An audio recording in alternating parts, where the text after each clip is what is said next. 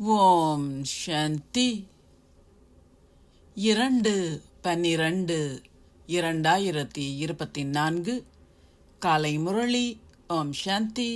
பாப்தாதா மதுவனம். சாராம்சம். இனிய குழந்தைகளே, நீங்கள் ஒவ்வொருவரும் உங்கள் சொந்த விளக்கை நீங்களே கவனித்துக் கொள்ள வேண்டும். எந்த புயலிலும் அது பாதுகாப்பாக எரிவதற்கு உங்களுக்கு ஞானமும் யோகமும் என்ற எண்ணெய் நிச்சயமாக தேவையாகும். கேள்வி: எந்த முயற்சி மறைமுகமான தந்தையிடமிருந்து மறைமுகமான ஆஸ்தியை பெறச் செய்கின்றது? பதில்: அகநோக்கில் இருப்பதாகும்.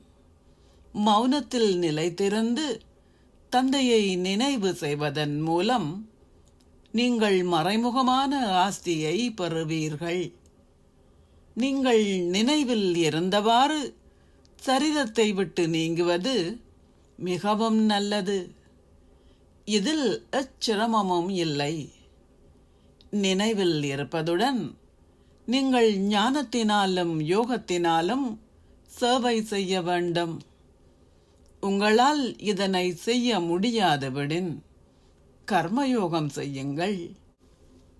நீங்கள் பலரை சந்தோஷமடையச் செய்தால் ஆசீர்வாதங்களை பெறுகின்றீர்கள். உங்கள் வார்த்தைகளும் நடத்தையும் முற்றிலும் தூய்மையாக இருக்க வேண்டும். பாடல். இது பலத்திற்கும் பலவீனத்திற்கும் இடையிலான யுத்தம். ஓம் சாந்தி. தாரணைக்கான சாராம்சம். 1.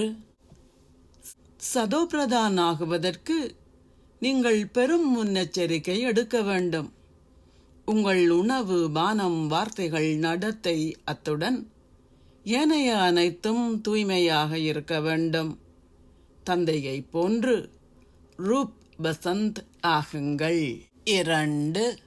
அசரீரியான சுரங்கத்திலிருந்து அழிவற்ற ஞான இரத்தினங்களால் உங்கள் புத்தியை நிரப்பி எல்லையற்ற சந்தோஷத்தில் நிலைத்திருந்து தொடர்ந்தும் இந்த இரத்தினங்களை ஏனையோருக்கும் தானம் செய்யுங்கள்.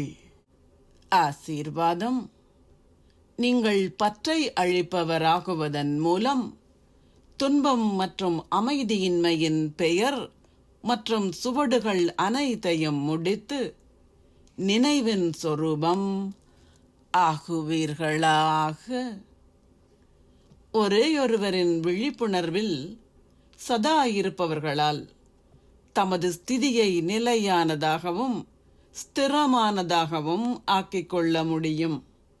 நிலையான ஸ்திரமான ஸ்திதியை கொண்டிருப்பதென்றால் ஒரேயொருவருடன் சகல உறவு முறைகளின் இனிமையையும் ஒரேயொருவரிடமிருந்து சகல பேறுகளையும் அனுபவம் செய்தல் என்று அர்த்தம்.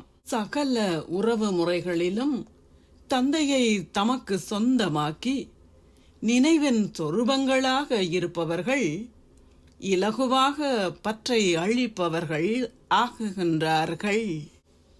பற்றை அழிப்பவர்களால் பணத்தை சம்பாதிப்பதிலோ தமது செல்வத்தை பராமரிப்பதிலோ அல்லது ஏதாவது நோய் ஏற்பட்டால் எந்தவிதமான துன்பத்தை அனுபவிக்கவோ முடியாது.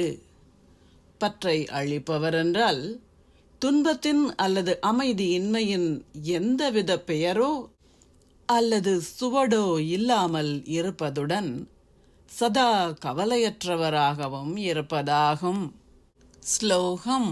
மன்னிப்பவர்கள் கருணை நிறைந்தவர்களாக இருப்பதுடன் தொடர்ந்தும் எல்லோருக்கும் ஆசீர்வாதங்களையும் வழங்குபவர்கள் ஆவார்கள். ஓம் சாந்தி. நன்றிகள் பாபா.